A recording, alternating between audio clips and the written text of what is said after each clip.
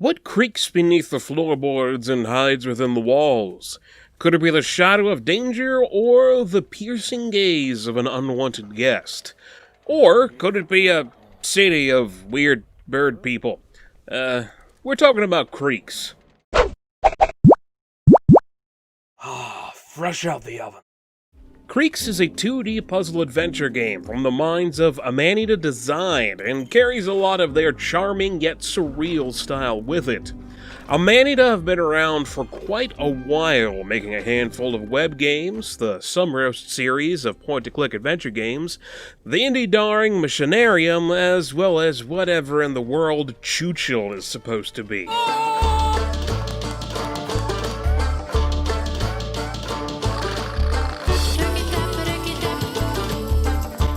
Their games are always a strange and wondrous mix of music and visual design to create unique worlds to explore. They're a studio that's been able to get across a lot throughout their projects without really saying much at all, as most if not all of their titles lack any kind of voice acting or long-form text. And while trying to narrow down a genre for their games, there's little else you can call them than some kind of overall adventure. Creaks, in of itself, is a game that asks many questions. Questions like, who is the main character? Why does his apartment have a secret door to a massive underground dimension? Who are these bird people, and why do they live underground? Why does all of the furniture want to kill me? And the most important one of all, how does a bird whistle without lips?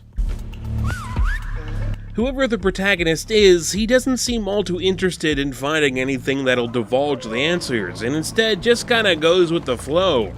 Not only does he throw caution to the wind when he decides to go spelunking in a large underground mansion, but he's all too eager to help its residents fix their problems other than his own.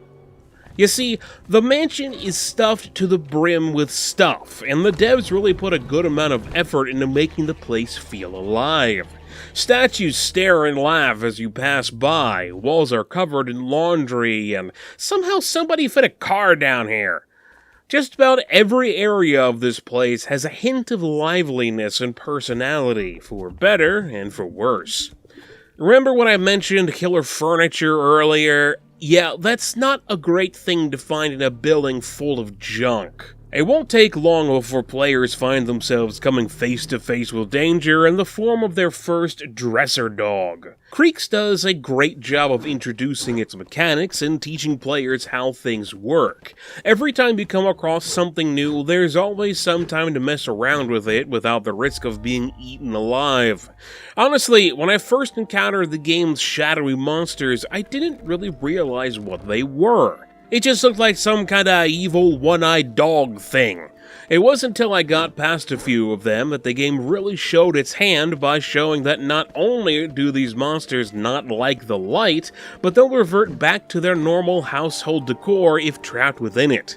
There's a lot of subtle things that really help sell the idea as well, such as the dresser dog's bark sounding like the distorted noise of someone opening and closing a drawer, or needing to climb over larger pieces of lit-up furniture while less solid ones can be easily slipped past. The protagonist, whoever he is, isn't able to do all that much on his own, and this is where the whole puzzle part of this puzzle game comes into play. At the start, all he can do is walk left, walk right, jump across gaps, drop down to a lower ledge, look up, and climb ladders. So many ladders. What a thrill.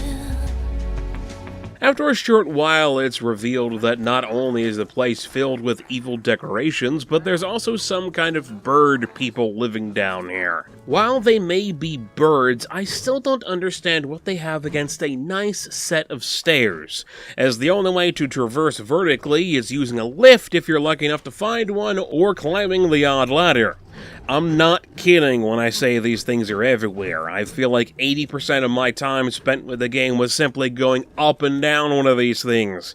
And you'd think that since they're so prevalent, the climbing animation wouldn't look so strange. Then again, the lack of stairs is the least of these people's problems, since not only do they not get along with the furniture, but they're also being stalked by some kind of large monstrosity, with you stuck in the middle. Creaks splits itself between room-by-room puzzles and cutscenes throughout its runtime to get across what little bits of narrative it does.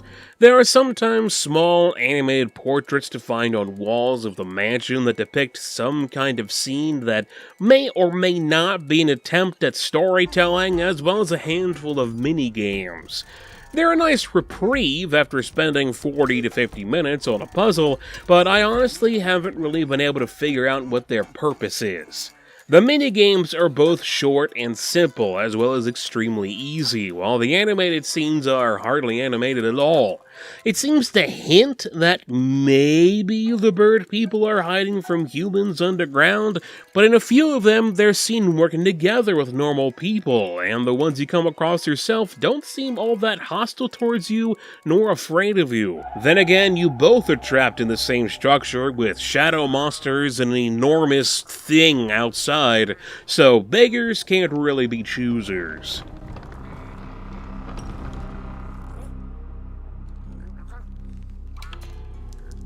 Each cutscene fills you in a little bit more on how they're trying to deal with this beast, but you aren't going to see them unless you earn them by getting past some puzzles first. Sadly, the game falls into the bog-standard idea of pushing things onto buttons and throwing switches that so many by-the-numbers puzzle games have done over the years. That's not to say anything with boxes and buttons is a bad game, on the contrary, but I've seen so many games with them at their core that my eyes sort of just glaze over at the mention of it. The main thing that makes Creaks stand out from the crowd is how it handles its boxes, as they aren't boxes at all. As I said before, the shadow monsters are furniture, and they're what you need to use to progress, be it weighing down pressure pads or climbing on top of them to reach a ladder. Each monster is not only its own type of furniture, but also reacts to the player in different ways. Drawer dogs charge at you if you get too close, making timing with them important, while jellyfish globes just fly around indifferent to your existence. Green coats copy your every move, while pink coats do the exact opposite of what you do, and it's how the game mixes and matches monsters that makes things somewhat interesting. Even though players are limited on the things they can do, figuring out how to manipulate the environment by opening and closing paths or turning lights on and off, there's a multitude of different ways to try to get things where you need them in order to progress, and thankfully, the game is able to avoid too much repetitiveness by slowly introducing and reintroducing ideas throughout its puzzles. Even at that, though, I do have to be honest when I say the game is kind of dull as a whole. While I do enjoy its puzzles, and there don't seem to be an exorbitant amount of them, unlike some other puzzle games, they also aren't all that difficult, and sadly kinda samey back to back. While each new area introduces and mixes ideas, the puzzles within those areas keep the same goals. This is a good thing, as it lets players learn how mechanics work, but everything's limited to the same switches and pressure pad buttons. What do I need to do in this room? Get something onto a button. What about this room? Throw a switch and get something onto a button. Oh, here I need to move some water to power a switch so I can get to a button. It's just like that all the way through. The concept of monsters changing from harmful to harmless between light and dark areas has the potential for all kinds of puzzle design, but the game always sticks to the same switches and pressure pad buttons time and time again. The only real change happens about partway through, when the main character meets up with the birds and is given a remote to turn lights on and off at a distance.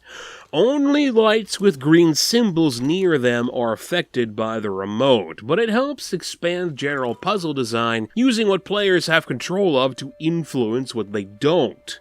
Even at that, the remote only ever controls lights, and of course, it's almost always for the purpose of putting something on a button or getting access to a switch. I do have to say though, one thing Creaks is able to do extremely well is its atmosphere.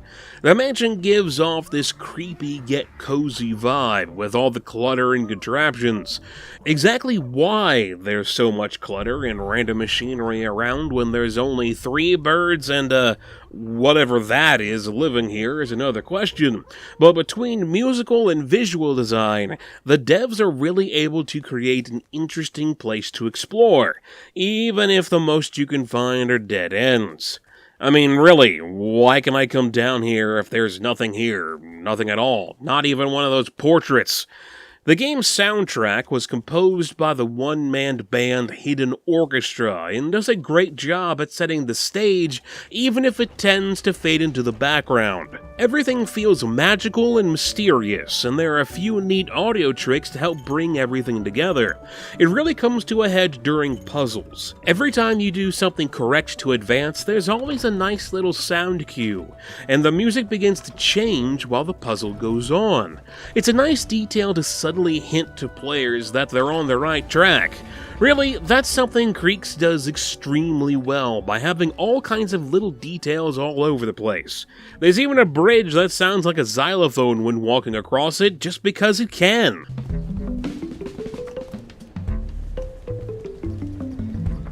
Overall, Creaks is a fine puzzle game, but not something that stands out to me amongst Amanita Design's previous work. It lacks the visual uniqueness and overall oddity that makes their games as compelling as they are, and replaces it with the same old pressure pad, button, and switch mechanics I've seen 100 times over. That's not to say the game is bad, mind you, as it's really not. It's very competent in what it does, but I wish it would have gone just a little bit farther with its ideas. Who knows, now that Amanita has established the underground world of the bird people, maybe they'll want to revisit it in the future with some fresher ideas. But for now, that's only a hope for the future.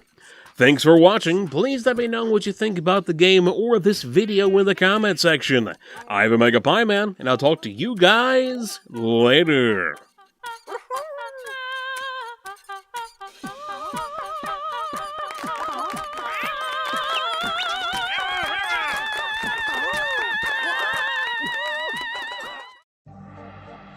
Want to see more of my stuff? Click on the video on the left for a look at Black Mesa, the fan-made, gone somewhat official remake of Half-Life. Or click on the right for Head On, a 90s style FPS with more of a focus on narrative than that would usually imply.